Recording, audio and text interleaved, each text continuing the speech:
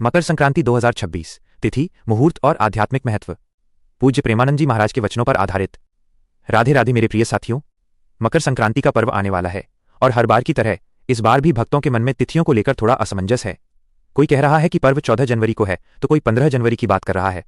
आज हम शास्त्र सम्मत विधि और सूर्यदेव की गति के अनुसार इस विषय पर चर्चा करेंगे कि 2026 में मकर संक्रांति कब मनानी चाहिए और इस दिन का वास्तविक आध्यात्मिक लाभ कैसे उठाया जाए। 1. मकर संक्रांति का वास्तविक अर्थ। सूर्य का उत्तरायण। मकर संक्रांति केवल एक त्योहार नहीं है, यह खगोलीय और आध्यात्मिक परिवर्तन का दिन है। जब भगवान सूर्यदेव धनु राशि से निकलकर अपने पुत्र शनिदेव की राशि मकर में प्रवेश करते हैं तो उसे ही मकर संक्रांति कहा जाता है। इसी दिन से सूर्य उत्तरायण होते हैं, जिसे शास्त्रों में देवताओं का दिन माना गया है। नए साल का यह पहला बड़ा पर्व हम सभी के लिए अत्यंत मंगलकारी होता है। 2026 में मकर संक्रांति की सही तिथि और मुहूर्त। भक्तों, इस बार भ्रम में न पड़ें। वर्ष 2026 में मकर संक्रांति 14 जनवरी बुधवार को ही मनाई जाएगी। इसका मुख्य कारण यह है कि सूर्य का मकर राशि में गोचर यानी उत्तरायण होना 14 जनवरी की दोपहर 3:13 बजे हो रहा है। चूंकि संक्रमण दोपहर के बाद हो रहा है, इसलिए स्नान, दान और पुण्य का विशेष फल इसी दिन प्राप्त होगा। पुण्यकाल दोपहर 3:13 से शाम 5:45 तक। महापुण्यकाल दोपहर 3:13 से शाम 4:58 तक। यह समय साधना और दान के लिए सर्वोत्तम है। 3. स्नान और सूर्य उपासना की विधि। मकर संक्रांति के दिन ब्रह्म मुहूर्त में उठकर किसी पवित्र नदी में स्नान करने का विधान है। यदि आप प्रयागराज के त्रिवेणी संगम जा सकें तो वो सर्वोत्तम है। यदि संभव ना हो तो घर पर ही नहाने के जल में थोड़ा गंगाजल और काले तिल मिलाकर स्नान करें। स्नान के बाद भगवान सूर्य नारायण को ताम्रपात्र, तांबे के लोटे से जल अर्पित करें।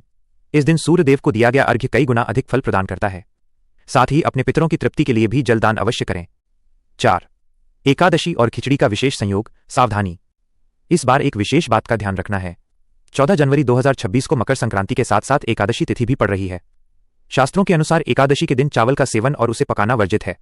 अतः यद्यपि मकर संक्रांति को खिचड़ी पर्व कहा जाता है, लेकिन एकादशी होने के कारण इस दिन घर में खिचड़ी न बनाएं।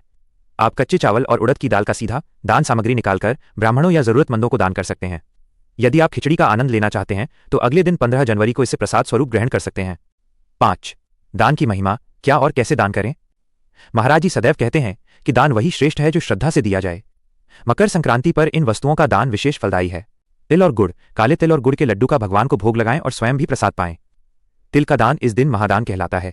14 की संख्या का महत्व। इस दिन किसी भी वस्तु जैसे बर्तन, फल या वस्त्र को 14 की संख्या में दान करना अत्यंत शुभ माना जाता है। इससे घर में सुख समृद्धि आती है। गर्म वस्त्र।